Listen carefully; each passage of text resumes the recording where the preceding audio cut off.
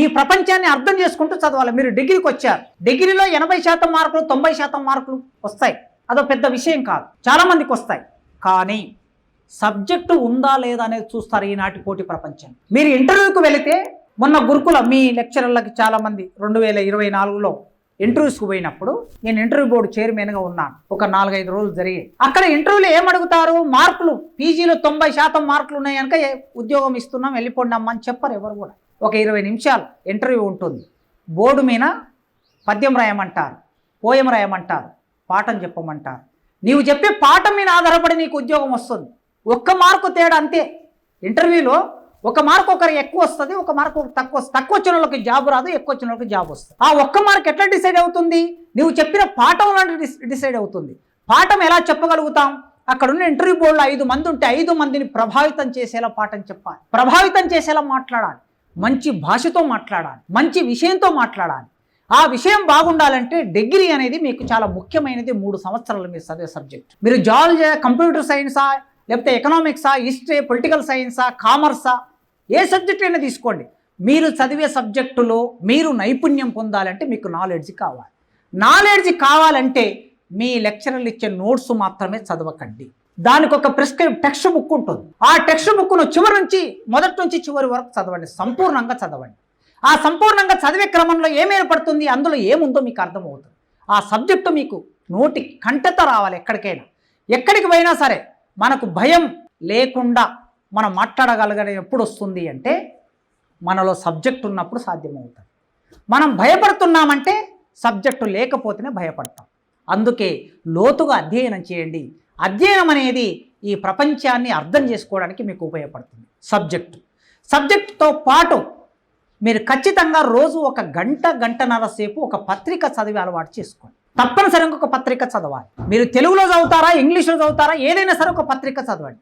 ఈ పత్రిక చదివితే ఏం తెలుస్తుంది, ఇవాళ అమెరికా ప్రెసిడెంట్ ఏం చేశాడు, ఏం ఆలోచిస్తున్నాడు, గ్రీన్లాండ్ మీద ఏం ఆలోచిస్తున్నాడు, ఇరాక్ మీద ఏం ఆలోచిస్తున్నాడు, ఏం మాట్లాడుతున్నారు, ఇండియాకి అమెరికాకి ఉన్న రిలేషన్స్ ఏమిటి. మీకు పొలిటికల్ సైన్స్ ఉంది, మీకు ఎకనామిక్స్ ఉంది.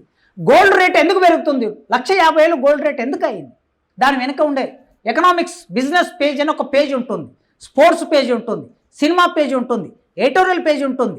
తప్పనిసరిగా పత్రిక చదవటం అలవాటు చేసుకోండి.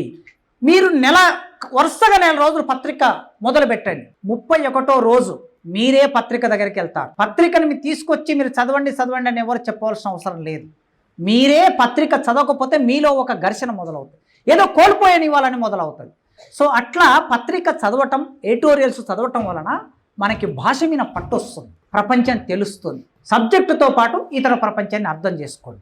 ఇక ఆ తర్వాత మీరు వినటం అనేది చాలా ముఖ్యమైన అంశం ప్రతి విద్యార్థికి. A great listener can be a great speaker అని ఒక మాట ఉన్నది ఇంగ్లీష్లో. మంచి శ్రోత మంచి వక్త అవుతాడని దాని అర్థం. మన పంచేంద్రియాలు మొత్తం మన శరీరాన్ని అంతా లగ్నం చేసి చెప్పే విషయం మీద కాన్సన్ట్రేట్ చేయాలి, కేంద్రీకరించాలి. 3 గంటలు 4 గంటల్లో క్లాస్ జరిగినప్పుడు మనం జాగ్రత్తగా వినాలి. ఎంత వింటామనే దాన్ని బట్టే మనం జ్ఞానాన్ని గ్రహిస్తాం. 10% గంట సేపు పాఠం వింటే 10% గ్రహించామా 20% గ్రహించామా అనేది మన ఐక్యూ లెవెల్ మీద ఆధారపడి ఉంటుంది. కనుక మీరు జాగ్రత్తగా గమనించండి, చెప్పే పాఠాన్ని గమనించండి. వింటారు, చదువుతారు, మాట్లాడాలి. చదివిన దాన్ని విన్నదాన్ని మాట్లాడాలి, బయటకు చెప్పాలి, స్పష్టంగా చెప్పగలగాలి. చెప్పడానికి భాష అనేది ఒక ముఖ్యమైన ఆధారం. ఇంగ్లీష్లో అయితే ఇంగ్లీష్ భాష, తెలుగులో అయితే తెలుగు భాష. కొందరు మాట్లాడుతుంటే మనకు వినాలనిపిస్తుంటుంది. ఎందుకు, వాళ్ళు ఉపయోగించే భాష వలన. ఉపన్యాసానికి ఎత్తు వంపులు ఉంటాయి. పాఠం చెప్పేటప్పుడు ఎత్తు వంపులు ఉంటాయి, ఉపన్యాసానికి కూడా ఎత్తు వంపులు ఉంటాయి. వరుసగా మాట్లాడటం, ఫుల్ స్టాప్ కామాలు లేకుండా మాట్లాడే పద్ధతి ఒకటి ఉంటుంది, అది వినసొంపుగా ఉండదు. ఎక్కడ ఆపుతున్నాం, ఎక్కడ కామా అంటే రాసేటప్పుడు కామాలు ఫుల్ స్టాప్లు పెడతాం కదా, మరి ఉపన్యాసానికి కామాలు ఫుల్ స్టాప్లు ఎందుకు ఉండవు, ఉంటాయి. అలా జాగ్రత్తగా మాట్లాడాలంటే మనకు మంచి భాష వచ్చి ఉండాలి. సందర్భానికి అనుగుణంగా చరిత్ర గురించి మాట్లాడుతున్నారు అనుకోండి, మీరు ఏ దేశ చరిత్ర చూసినా ఏమున్నది గర్వకారణం, నరజాతి చరిత్ర సమస్తం పరపీడన పరాయణత్వం అని ఒక కవిత వేస్తారు. ఆ కవిత ఏం చేస్తుంది, మీ భాష పటిమకి అదొక ఉదాహరణ. దానితో పాటు వినే శ్రోతలకి వినసొంపుగా వినేటట్లు చేస్తుంది భాష. అందుకోసమే కవిత్వం, వచనం ఈ 2 వాటి మీద పట్టు సంపాదించే పని మీరు చేయాలి. వీటితో పాటు చిట్ట చివరికి ఉండేది ఏమిటి, వినటం, మాట్లాడటం, చదవటం, చివరికి రాయటం. ఇది అల్టిమేట్. మీరు ఎగ్జామ్ రాస్తారు, వ్యాసం రాస్తారు, కవిత రాస్తారు, పాట రాస్తారు. మీలో ఎవరెవరిలో ఏ నైపుణ్యాన్ని ఉన్నాయో తెలియదు. మీ నైపుణ్యాన్ని జాగ్రత్తగా మొదలు పెట్టండి. డిగ్రీ నుంచి ఇంటర్మీడియట్ వరకు అంటే మీరు ఎంసెట్ కోసం చదువుతారు, జేఈ కోసం చదువుతారు, రకరకాల ఎగ్జామ్ల కోసం చదువుతారు, డాక్టర్ కావాలని, ఇంజనీర్ కావాలని చదువుతారు. మీలో ఉండే సృజనాత్మక శక్తులని, కళల్ని బయట పెట్టుకోవడానికి ప్రయత్నం చేయండి. ఒక డైరీ రాయటాన్ని అలవాటు చేసుకోండి. రోజు 1 పేజీ, రోజు 2 పేజీలు మీరు రాయటం అలవాటైతే రోజు ముందు రాసిన రాతకి, నెల తర్వాత రాసే రాతకి మార్పు వస్తుంది. ఎందుకంటే అనగా అనగా రాగం అతిశయించును అని అంటారు కదా. మనం రోజు వేపాకు తింటే తీయగా మారినట్లు, రాగం కూడా అలా మారినట్లు, రాత కూడా అలా మారుతుంది. రోజు రోజుకి డెవలప్ అవుతుంది. ఒక్క రోజే గొప్ప కవులు కాలేరు, గొప్ప రచయితలు కాలేరు, కథా రచయితలు కాలేరు. అలా మీ జీవితాన్నే మొదలుపెట్టండి. అమ్మా నాన్న, మీ కుటుంబం, మీ ఊరు, మీకు తెలిసిన జీవితంతో మీరు మొదలుపెట్టండి. ఒక చిన్న కథ రాయండి. ఇంగ్లీష్లో అయితే ఇంగ్లీష్లో, తెలుగులో అయితే తెలుగులో రాసి మీ టీచర్కి ఇవ్వండి. దాన్ని ఎడిట్ చేస్తారు వాళ్ళు. మీరు చదువుతూ ఉండండి. కథ రాయాలనుకున్నప్పుడు కథలు చదవండి, మళ్ళీ రాయండి. కవిత రాయాలనుకున్నప్పుడు కవిత చదవండి, మళ్ళీ రాయండి. చిన్న చిన్న విషయాలు తీసుకొని కూడా రాయొచ్చు. ఈ సృజనాత్మక రచన అనేది మనల్ని అత్యున్నత స్థాయిలో నిలబెడుతుంది. గుర్రం జాషువాని ఎందుకు గుర్తుపెట్టుకుంటాం? శ్రీశ్రీని ఎందుకు గుర్తుపెట్టుకుంటాం? కాళోజీని ఎందుకు గుర్తుపెట్టుకుంటాం? పుట్టుక నీది, చావు నీది, బ్రతుకంతా దేశానిది అన్న. ఎవరి గురించి రాశాడు? జయప్రకాష్ నారాయణ గురించి రాశాడు. ఇదే వాక్యము కాళోజీ కూడా వర్తిస్తుంది. కాళోజీ చనిపోయాడు, ఇప్పుడు లేడు. పుట్టుక నీది, చావు నీది, బ్రతుకంతా దేశాన్ని. ఈ దేశం కోసం బతికాడు ఆయన. కనుక ఆయన రాసిన 4 వాక్యాలు నినాదమైపోయాయి. మనందరం దాన్ని మాట్లాడుకుంటున్నాం. కనుక అట్లా మాట్లాడగలిగిన ఆ అవకాశం, మనం రాసిన భాష, మనం రాసిన కవిత తర్వాతి వాళ్ళకి ఉపయోగపడుతుంది. అందుకే మీరు ఇప్పుడే మొదలు పెట్టండి. రాయటం అనేది ఒక ప్రధానమైన లక్షణం. మనం అందులో గుర్రం జాషువా గారు చెప్పిన రాజు మరణించెనొక తార రాలిపోయే, సుకవి మరణించెనొక తార గగనమెక్కే, రాజు జీవించే రాతి విగ్రహములందు, సుకవి జీవించే ప్రజల నాలుకలయందు. ప్రజల నాలుకలయందు జీవిస్తున్నాడు సుకవి, కవి అనేవాడు. ఈ ప్రజల నాలుకలయందు జీవించడం అంటే కవి చనిపోయినా కూడా జీవిస్తాడు. అది రాత వలనే సాధ్యమవుతుంది. మీరు రేపు గొప్ప కవులు అవుతే ఇక్కడ ఎంతమంది శ్రీశ్రీలు అవుతారో, ఎంతమంది కాళోజీలు అవుతారో, ఎంతమంది కవయిత్రులు అవుతారో తెలియదు కదా. కనుక మీరు రచన అనేది ఆ అలవాటును కూడా ఇప్పటి నుంచి ప్రారంభం చేసుకోండి. ఈ 4 లక్షణాలు మీ జీవితంలో ఉండాలి. ఈ పెద్ద సమాజం ఉంది బయట. ఈ సమాజం మిమ్మల్ని 2వ శ్రేణి పౌరులుగా చూస్తుంది. మగవారికి ఉన్నన్ని అవకాశాలన్నీ మీకు లేవు. ఆయన గద్దరను రాశాడు ఏదో సినిమాలో, నవ్వే చోట నవ్వొద్దంటారు, ఆడే చోట ఆడొద్దంటారు, అట్లాంటి నీ అన్ననుగాను చెల్లెమ్మ, నీ పాదం మీన పుట్టుమచ్చనై చెల్లెమ్మ అని రాశాడు ఆయన. మీరు పుట్టక ముందు రాశాడు ఆయన. ఓకే, అంటే ఈ సమాజం మీకు అనేక రకాల ఆంక్షలు విధిస్తుంది. మొన్న ఒక పెద్ద మనిషి డ్రెస్సుల గురించి మాట్లాడాడు. డ్రెస్సు ఎలా వేసుకోవాలో చెప్తారు, ఎలా నడవాలో చెప్తారు, ఎలా మాట్లాడాలో చెప్తారు, ఎలా చదవాలో చెప్తారు. అన్ని ఆంక్షలు ఉంటాయి. ఈ ఆంక్షలన్నిటిని ఎదిరించి మీరు ఈ సమాజంలో నిలబడాలి. మగవారికి ఉన్నటువంటి అన్ని సౌకర్యాలు మీకు కుటుంబం అందించదు, సమాజము అందించదు. ప్రభుత్వం అందరికీ సమానంగా అందించవచ్చు కొన్ని విషయాల్లో, కానీ ఈ సమాజం ఆంక్షలు పెడుతుంది. ఈ ఆంక్షల్ని జాగ్రత్తగా అర్థం చేసుకోండి. ఆ ఆంక్షలు లేని సమాజం గురించి మంచి రోజులు రావాలని కోరుకుందాం మనం. యూనివర్సిటీస్లలో, మా యూనివర్సిటీలో 73% అమ్మాయిలు చేరుతున్నారు.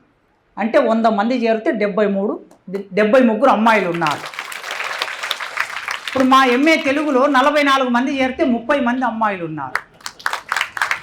మొన్న సీఎం గారితో ఈ మాట చెప్పినప్పుడు, ఎందుకు ఇలా జరుగుతుంది ప్రొఫెసర్ అన్నాడు ఆయన, రేవంత్ రెడ్డి గారు. అడిగితే ఇది గొప్ప విషయమా చెప్పుకోవడానికి అని అర్థంలో అడిగాడు ఆయన. నేను చెప్పాను, అన్న ఇది గొప్ప విషయం కాదు అన్న. ఏమిటి అని అంటే, అబ్బాయిలందరూ తల్లిదండ్రుల యాటిట్యూడ్ ఎట్లా ఉంటుందంటే, అబ్బాయిలని ప్రొఫెషనల్ కోర్సులు చదివించాలని అనుకుంటారు. ఇంజనీరింగ్లు, ఎంబీఏలు, ఎంసీఏలు, అమెరికా అటువైపు పంపిస్తారు. అమ్మాయిలు ఇప్పుడిప్పుడే డిగ్రీ చదివిన అమ్మాయిలు ప్రొఫెషనల్ కోర్సులు కాకుండా సంప్రదాయ కోర్సులు, ఎంఎస్సి, ఎంకామ్, ఎంఏ కోర్సుల్లోకి వస్తున్నారు. అమ్మాయిలు వస్తున్నారంటే ఇది బాగా రేటు పెరిగినట్లు కాదు, మీ యొక్క శాతం పెరిగినట్లు కాదు. అబ్బాయిలు యూనివర్సిటీలో చేరటం లేదు. అబ్బాయిలు ఎక్కడికి వెళ్తున్నారు? వేరే కోర్సుల వైపు వెళ్తున్నారు. అందుకే ఇవాళ విశ్వవిద్యాలయాలు, ప్రభుత్వ విశ్వవిద్యాలయాలు రానున్న కాలంలో పూర్తిగా మీరే చేరతారు. గురుకులాల నుంచి వస్తున్నారు చాలామంది అమ్మాయిలు. గురుకుల డిగ్రీ కాలేజీ మొదలైన తర్వాత వీళ్ళందరూ అటు వస్తున్నారు. కనుక నాణ్యమైన విద్య చదివే క్రమంలో మీకు రేపు సమాజంలో బయటికి వెళ్ళిన తర్వాత ఆకర్షణలు ఉంటాయి. సెల్ ఫోన్ ఒక ఆకర్షణ, కంప్యూటర్ ఒక ఆకర్షణ, రంగురంగుల బట్టలు ఒక ఆకర్షణ, దృశ్యాలు ఒక ఆకర్షణ, ప్రేమ ఒక ఆకర్షణ. ఇవన్నీ ఆకర్షణలే. ఇక్కడ నుంచి మీరు బయటపడ్డాక రేపు బయట ప్రపంచంలో ఇవన్నీ ఆకర్షణలు మిమ్మల్ని లాగుతూ ఉంటాయి. చాలామంది పిల్లలు, పీజీ పిల్లలు మా దగ్గరకు వచ్చి చెప్తూ ఉంటారు. ప్రిన్సిపాల్ని కనుక అన్ని డిపార్ట్మెంట్ పిల్లలు వస్తారు, కంప్లైంట్లతో వస్తారు. వాడు వేధించాడని, ఇంకోటి ర్యాగింగ్ చేశాడని, ఇంకొకటి లవ్ లెటర్ రాశాడని, ఇలాంటి సమస్యలతో వస్తూ ఉంటారు. తెలియనితనంలో నిజంగా ఒకవేళ ఇబ్బందులు పడితే ఇబ్బందుల్లోకి వెళ్ళిపోతారు. కనుక మన మనసు ఏకాగ్రత చదువు మీద ఉంటే, బ్యాలెన్స్గా ఉంటే, ఆలోచన విధానంలో స్పష్టత ఉంటే, ఏ ప్రలోభాలకు లొంగకుండా మీ జీవితాన్ని మీరు నిలబెట్టుకోవాల్సిన బాధ్యత మీ మీద ఉంటుంది. మొన్న గ్రూప్ 1 రిజల్ట్స్ వస్తే ఒక అమ్మాయి ట్రైబల్ వెల్ఫేర్ రెసిడెన్షియల్లో చదువుకున్నది, 8వ ర్యాంక్ వచ్చింది అమ్మాయికి. సూర్యాపేట దగ్గర ఒక చిన్న ఊరిలో పేదవాళ్ళు కూలీ చేసుకునేటటువంటి పేద కుటుంబం నుంచి వచ్చింది, ఎరుకల కుటుంబం. ఆ అమ్మాయి మంచి ర్యాంక్ సాధించి ఇవాళ గ్రూప్ 1 ఆఫీసర్ ఆమె. అంటే ఒక జిల్లా అధికారి. ఒక 5 సంవత్సరాలు పోతే 10 ఏళ్ళు గడుస్తే జిల్లా కలెక్టర్ అవుతుంది ఆ అమ్మాయి, గ్రూప్ 1 ఆఫీసర్. ఓకే, ఇక్కడ ముస్సోరిలో ఐఏఎస్ సెలెక్ట్ అయిన తర్వాత ట్రైనింగ్ ఇస్తారు. ముస్సోరి అంటే ఉత్తరాఖండ్ రాష్ట్రంలో ఉంటుంది. Mussoorie hill station. ఆ ముస్సోరి నుంచి ఇలా చూస్తే హిమాలయ పర్వతాలు కనిపిస్తాయి. అక్కడ ఐఏఎస్ ట్రైనింగ్ సెంటర్ జరుగుతుంది. ఐఏఎస్ ఎగ్జామ్ ప్రతి సంవత్సరం 10 లక్షల మంది రాస్తారు. ప్రిలిమ్స్ పోస్టులు ఎన్ని ఉంటాయో తెలుసా? 700, 800 ఉంటాయి. 800 పోస్టులకి 10 లక్షల మంది రాస్తున్నారు. ఇంటర్వ్యూకి వచ్చేది ఎంతమంది వస్తారో తెలుసా? 2000 మంది ఇంటర్వ్యూకి వస్తారు. 10 లక్షల మంది ప్రిలిమ్స్ రాస్తే, ఒక 5 లక్షల మంది మెయిన్స్ రాస్తే, ఇంటర్వ్యూకి వచ్చే వాళ్ళు 2000 మంది, 3000 మంది వస్తారు. ఈ 2-3 వేల మంది సెలెక్ట్ అయ్యే వాళ్ళు ఎంతమంది? 700 మంది సెలెక్ట్ అవుతారు. ఈ సెలెక్ట్ అయిన వాళ్ళలో మంచి ర్యాంకులు వచ్చిన వాళ్ళకి ఐఏఎస్ వస్తే, ఆ ఐఏఎస్ వచ్చిన వాళ్ళకి ఆ ముస్సోరిలో ట్రైనింగ్ ఇస్తారు. నేను లాస్ట్ మార్చిలో ఆ ముస్సోరికి వెళ్ళాను.